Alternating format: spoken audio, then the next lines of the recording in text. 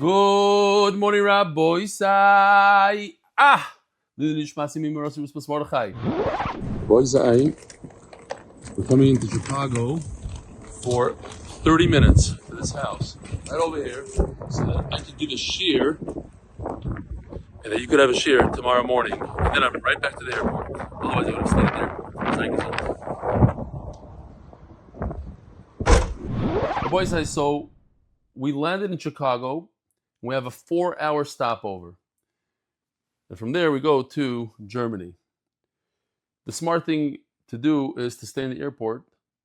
But since I have to give a shear, so we drove home, giving a shear here for maybe 30 minutes, 40 minutes. Going to take out most of the stuff, not going to say any of the stuff, and grab a taxi, go back to the airport, because you have to be there at least 2 hours before the flight. And it takes 35 minutes or so to get there. Anyway, there are other people with me that are shtickle nervous, but let's do this. Without any emails, without any sponsors, you could stick them in afterwards. Rabbi Sai, that was one of the quickest shiurim ever. Went from the airport to my house in Chicago, gave a 27-minute shir, but without any of the sponsors. So I'm going to do the sponsors in the car and the Uber on the way back to the airport. Here we go. The Masechta sponsor Refuah Shelaima for Yosef Shmuel ben Alte Nechama from his grateful family. The Masechta sponsored for Hatzlacha, Barukhness, ובגשמיות. The Masechta sponsored by Larry Cohn in memory of Yechiel Moshe Ben Chaim, who started learning the Daf Yomi at age 70. The Masechta sponsored for the unity of the Jewish people. The Masechta sponsored by Glenn Esterson with love and gratitude from Wilmington, North Carolina. Thank you for enriching my life with Torah. The month, the Zchut, Yosef. The month, Zchut, Parnasa, Birevach for Baruch, Tzvi, Nissim, Shoshana, with Hakaras Alte from Anonymous. Shprintzy Alan Gross, the Yosef of our fathers. Shelaima ben Yitzchak, Isaac, Zchut, and Isaac ben Tzvi, Zchut, and Refuah Shelaima, to Yosef ben Baruch. By Leon Welcher, the one and only from South Africa, for the speedy release of Armin Hilla Esther Gittel, Ari Rosenfeld, from Jew and participant of MDY, who's been incarcerated in prison for too long. Dedicated in honor of Adam Rudman and Stephen Mandel. May they see much success in their lives. Molandi, Lili Nishmas, Yosef Baruch ben Moshe Aaron, my grandfather whose yahrzeit is today. Just for Molandi, because that's the only difference between yesterday and today, basically, is Molandi. So it's kedai to do it here in the car. For Zchut, for rebellion, the whole MDY staff to continue to make the Torah so enjoyable so many. That's the art of the month. And another art of the month in honor of Yossi Klein and Mark Ashkenazi for all the work that they do. Rabbi Zai, see you in Eretz Yisrael. We're holding Daf Memtes Amud Aleph, and we're going to go on a pace. Says the Gemara, Asyu Yoyev. The good thing is we got a lot of agadata, geschmack stuff. So they bring Yoyev. What happened? Yoyev, we said, was holding on to the Mizbeach. He didn't want to die outside the Beis Hamikdash. He wanted the Sanhedrin to kill him, and not Shlomo HaMelech, because if Shlomo HaMelech would kill him, the Gemara said, it seems like Shlomo HaMelech would take his belongings, and he didn't want it to happen like that. He wanted his Yerusha to go to his sons. So they brought Yoyev. Dainei, the Sanhedrin, gave him a din. Omar lei, my tama katalta Avner. Why in the world did you kill Avner? Now, Avner wanted to change teams and come to David's side, and David accepted that. Yoyev, he was a very good person. He wanted the right thing for David HaMelech, but he didn't listen exactly to David. He thought that he has to do his own way. He figured that Avner is no good for David, and he killed him. So he says, Omar lei goyel adamhu. So check this out.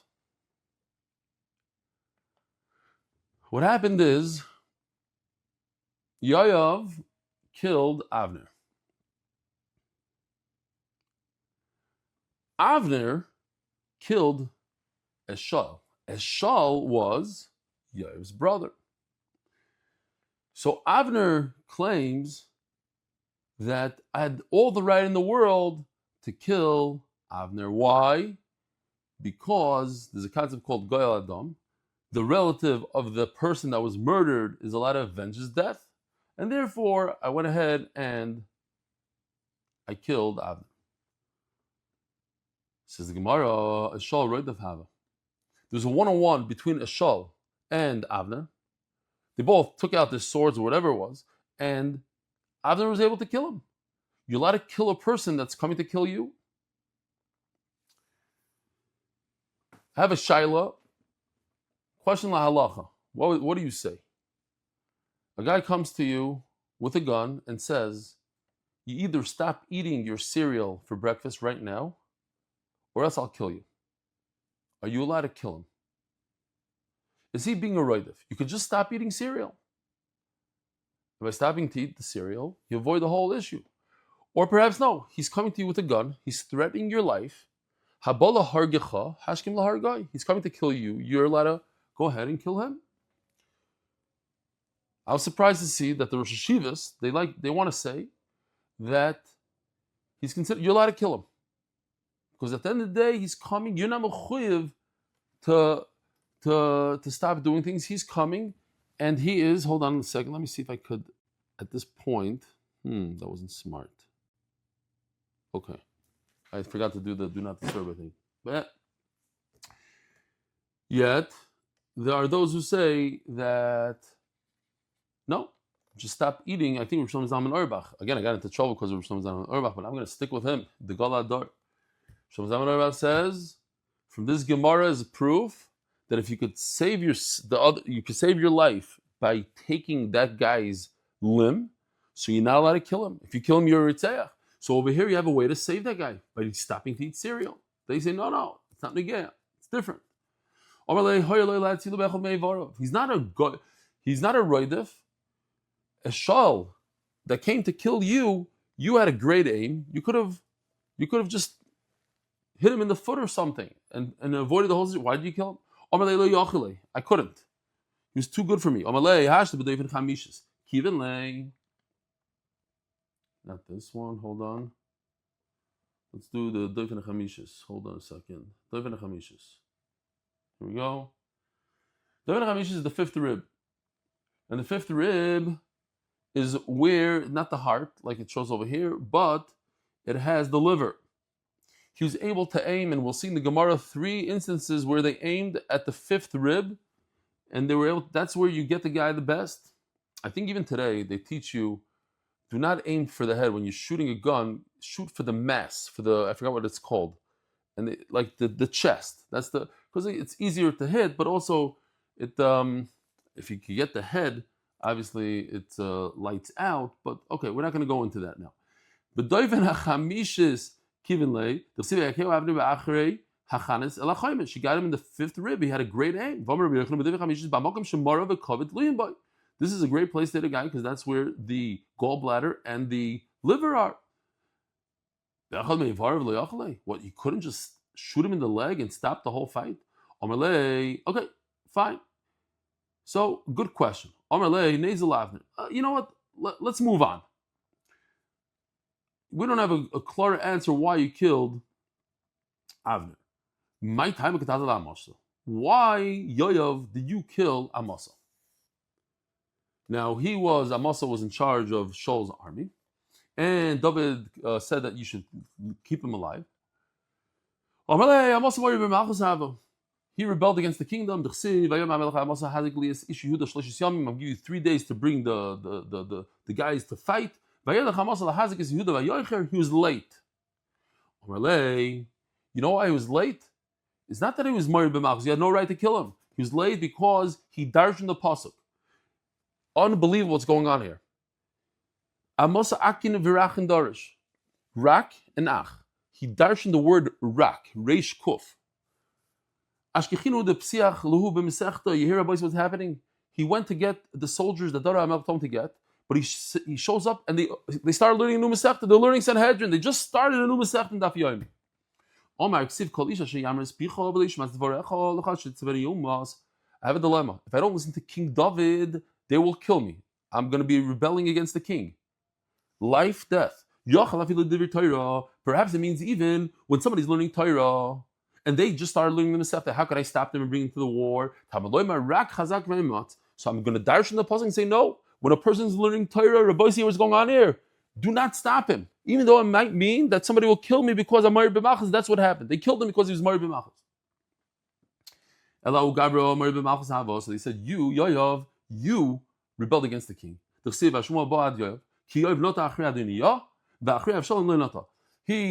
went with Adoniyah, but when Avshalom wanted to rebel against David, he did not. And the Gemara says, "My loinata, what does it mean?" He wanted to, but he did it. Why didn't he rebel with Avshalom against David? Lazar, David HaMelech still had his power. He was still strong. Later on in life, by Adoniyah, he was weaker. He was old. Stagnina is the stargazers. It's a mashal. David HaMelech, we had this already. He had 400 children, all the sons of Yefas. So we learned already, it doesn't necessarily mean they were his children.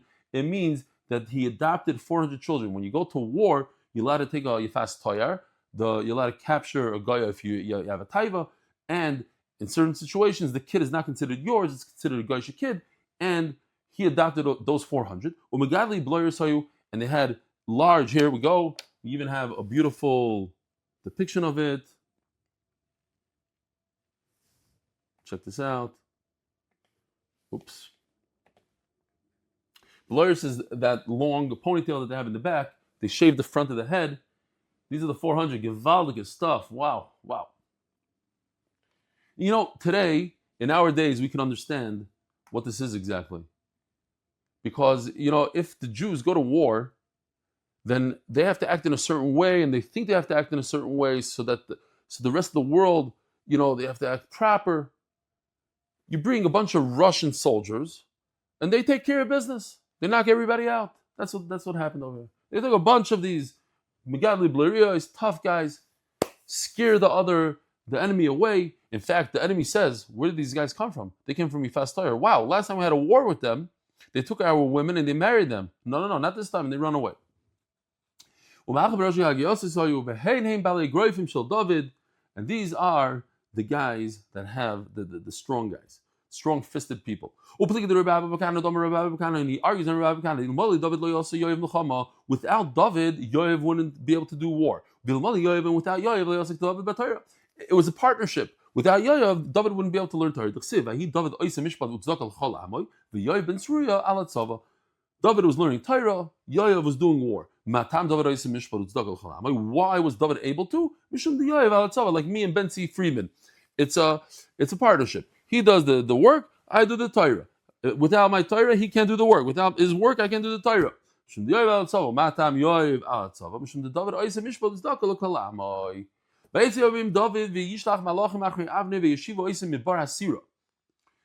Yoav left, and they told him to come back, and they brought Vayishiva Oisim Bar Hasira. What are these words, Bar Hasira? Says the Gemara, my Bar Hasira.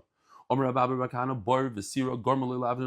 know why Avner died? Listen to this, Rabbi Isai, unbelievable. You saw this here. We know the famous story. David HaMelech had the opportunity to kill Shaul twice. One time he snuck in there, and instead of killing him, he took his flask of water. The second time, and then he told Shaul, look, I have your flask of water. I could have killed you. Be nice to me now. Don't kill me. And it didn't work. Shaul wanted to kill him. The second time, he snuck in there. We all know. He took the corner of his garment. He cut his coat. Why is it that Shaul wouldn't say to himself, wow, he could have killed me and he didn't. Let me be nice to him. Says the Gemara, because Avner convinced him in both cases not to believe it. You know how he got the flask of water? Says Avner. Maybe one of the soldiers stole it and gave it to him. You know why he has a piece of your clothing? Because it got caught on thorns and it ripped off your coat. You didn't realize, and then David HaMelech picked it up. Boisai. Many times people have a tremendous chizuk, especially when they want to make shalom. He wants to make peace. Shaul wanted to make peace. It makes sense. The guy could have killed him. He didn't kill him. What are you getting involved? Why are you convincing him not to? By you getting involved and convincing not to make shalom, you hear what's going on here. He's chayiv misa. Avner was chayiv misa. Many times people come back from a shir. They're inspired by words of chizuk that a certain Rav gave. And a guy hears this, says, my sister could come up with this little Torah.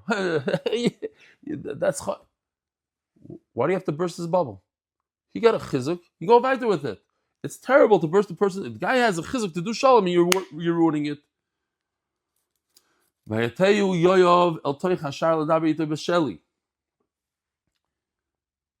What's this word Sheli? Omer Rabbi Yochanan Shadonoi Din Sanhedrin. Yoav took Avner and used the Sanhedrin against him. He was done him like a Sanhedrin. Why did you kill my brother Shal? So Avner told him, Shal roid the fire. Because he's a roid. So hold on a second. I just want to show you real quickly. I think I should show it to you now. Again, all this, by the way, I had to wake up early, and unfortunately I wasn't able to prepare yesterday, so all this is prepared on the plane. So whatever it is, it is. Shal ne'olecha. It's a loshen shal. Sheli is shal ne'olecha. So he says, so once again, we have the same yisod that we said, we should have saved him with one of his limbs. I couldn't. When I killed the shol, I couldn't. You are a professional, you have a great aim. And you know how to hit a guy right in the fifth rib. Why couldn't you shoot him in the leg and stop him? I couldn't.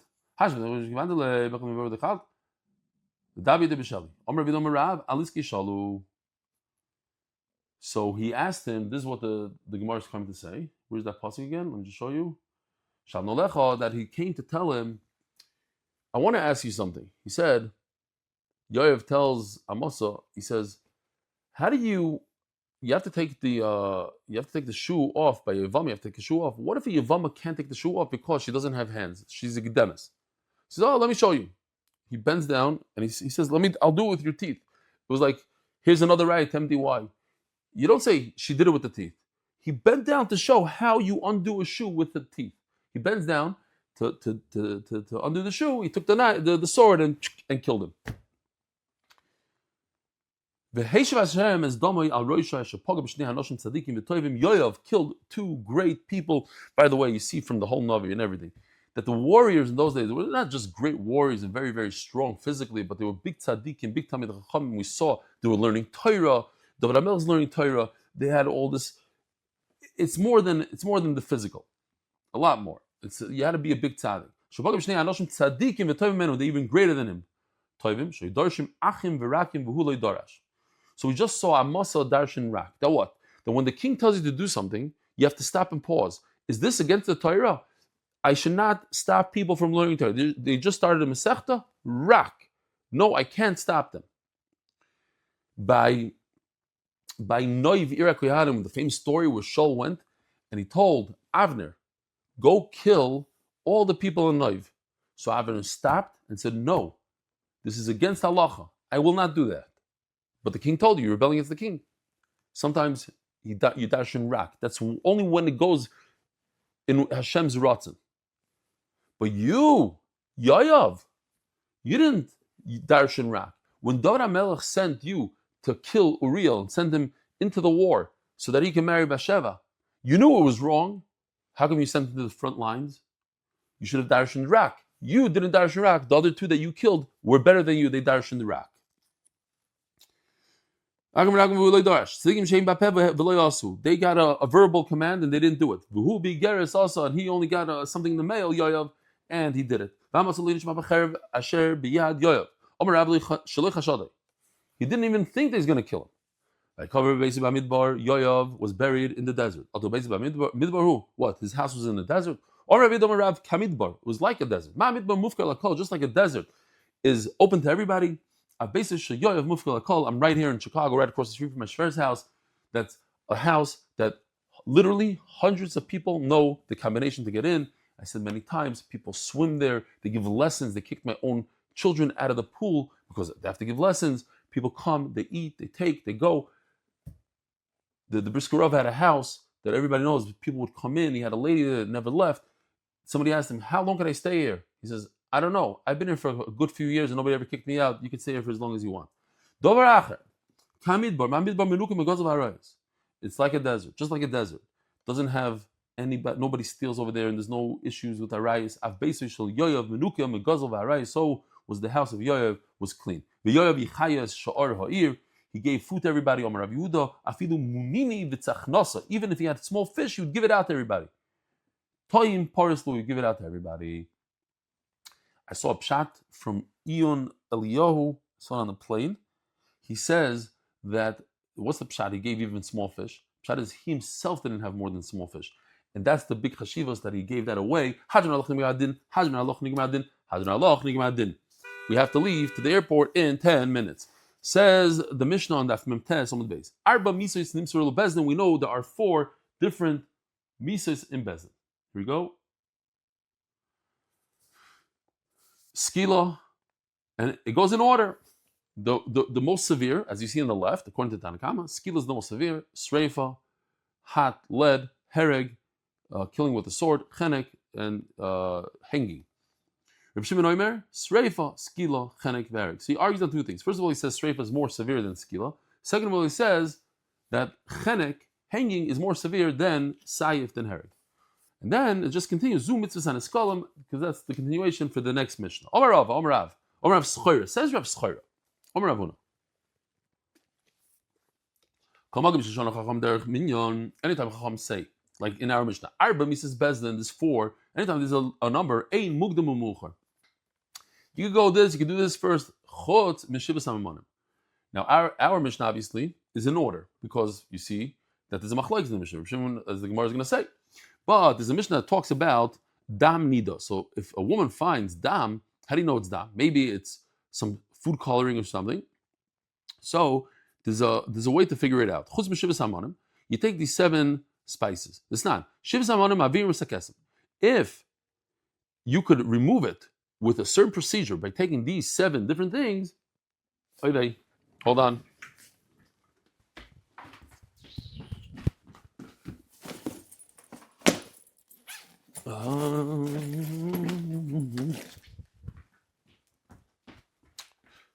I got to plug in my computer before it dies. That wouldn't be good. Okay.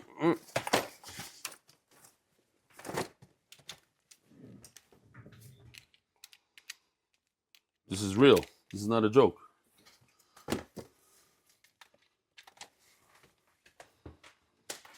Okay. And this, you could. I think we're good now. Givaldik. We are back. Live. No need to edit because this is unbelievable. On the way there, I was very, very nervous that I wouldn't be able to give this shir and I would miss a shir in English. Hebrew, we're going to miss. But English, Beis Hashem, this is going to go through. So it says the Gemara like this. What do you do? This not Shivas Hamanim Avir V'Sakesim. Now, if it comes off, if you're able to remove it, then it means it's dam. And she's tamei. Anything that touched this beged becomes tamei. What do you do? Roik. You take spit tafel, meaning from a person that didn't eat that day. So it's a special spit, not just stam spit. Umei grisin, you take chewed beans and you mix it with water. Umei reglaim, and urine, smelly urine. Vineser, ubayris, kamolya, va'ashloch. Take all these things. If you did it in the wrong order, let's say you did neser after bayris, no good. Or you poured it all into one mixture, you put it on this stain, it doesn't work. Tell you real quickly, this kid, okay, we'll do it a different time. Rav Papa, Sova, Mishmei Rav Omar, Av Arba Misos. So therefore, the 4 mises are also in order. Even the 4 mises. Another one. Not just those 7 Look, Reb Shimon says there's another order. So if the Tanakama says the order is Skila Sreifa Herek Chenek, obviously he's being serious. He's being very, very medayik. This is the order. Let's say somebody did 2 things. Let's say somebody is Chayiv Skila for Chil Shabbos, and he was over on something that is Chayiv Chenek. Which one do you give him? You give him the more severe. So it's Nafkimina. V'ida, Chagam Rav Zchut didn't bring our Mishnah as an example. That's something that it's very exact. But look the Lekemari. Since there's a machlokes our Mishnah, you didn't mention it. Rav Papa Ma'af say the Yoima. In Yuma, one of my favorite Masechtas, if not my favorite Masechtas, not Kol Ma'aseh Yom Kippur Ma'amur Ma'al Seder. The way there's a certain order that goes in Yom Kippur. If you did one before the other, it's nothing. Oh, so how come you don't bring Yom Kippur as an example? You have to do it in a certain order. No, you don't have to. If you didn't do it, it's not the end of the world. The way we bring the carbon tamid in the morning, there's a certain seder. It says before, this is the seder. How come Zchut didn't bring it? If you mess up the seder, you didn't get the mitzvah. It's better to do it a certain way. It says Gemara, mitzvahs chalitza. So here's mitzvahs chalitza real quickly. I'm showing you on the screen now. Married, the guy dies. Now this guy either does yibum or does chalitza. So the way it works is he has to put on a shoe, and she unties the shoe. Oh no, she has to say psukim. You see, I messed up. There's a certain order. You have to say the psukim. Me'en yivami. And he says, Lo yichafaz lekach. The Gemara is going to repeat this. She removes the shoe. She tosses it. Then she spits a spit that everybody could see. Saw that? It's on the floor over there. Great. What else? And then she says, you have to say this. This is how you... So what if they mess up the psukim? They tell him, listen, don't marry her. She's 30 years younger than you. Like the famous Maisa. They asked this guy, how in the world did this 30-year-old woman marry you? You're 80 years old. What's pshat? So he said, I told her that I'm 90. Givalde. So they tried to convince him, don't marry this woman. It's not a good shidduch, the age difference. They speak to him nicely. And then she says, she says the pasuk like we saw. And he has to repeat, not repeat. Say to her, I don't want to marry her. They have to say it in Lashon HaKodesh. I saw a video of a Russian woman who couldn't speak Hebrew, and they said, you have to say this word, and they said it slowly 20 times until she got it, because it has to be in Lashon Kodesh. The Dayanim have to see the spittle. And she says, this is what you do.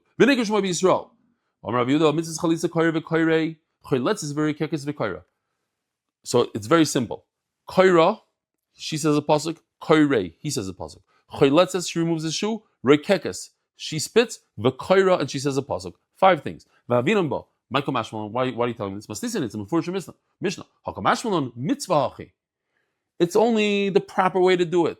V'apich lesnamba. And if you flip it around, nothing will happen. It's still a good chalitza. It doesn't matter what you do first. If you did the chalitza first, or the spit, you force the spit, and then the chalitza. It's a good chalitza. And this comes to exclude the Mishnah. So here's the Kohen Gadol, the different begodim that he has. This is like just the Hedya Barba. And the Hedya has 4 out of these 8. Because this is the tunic, the white thing. B'mechnasayim, like in English, in America, it's called pants. B'mitznefes, and a hat. V'avnein, and a belt. Moiz v'alim Kohen Gadol, choishen, the stones. V'ephod, u'me'il, v'tzitz, the golden thing that goes on his head. V'danya, menayin shlo yeh dov v'kodim b'mitznasayim. How do you know the first thing he puts on is the pants? That's on his skin, should be the pants. So how come the Tana says Ketainis in number 1? So here we have another example of a list of things, and it's not exactly like the list. First you put on the pants, then you put on the Ketainis. But why does it say Ketainis first? Because the pasuk said it first. Rabbi Yosef says that if a person says korbanos after davening, I thought it would be an unbelievable thing. Wow, he went ahead and he said korbanos after davening. He says it's like putting your underwear on after your pants. In England, that doesn't make any sense. It's the same thing.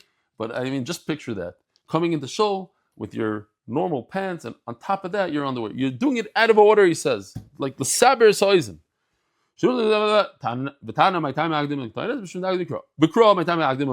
And why did the pasuk say it first? Mishum de mechasi kuli gufei da'adifalei. The pasuk says the Torah because it's long, it covers the whole body. Rabboisai. Have a wonderful day. I'll see you in Eretz Yisrael tomorrow. Be'ez Hashem. Gewaldig. Thank you.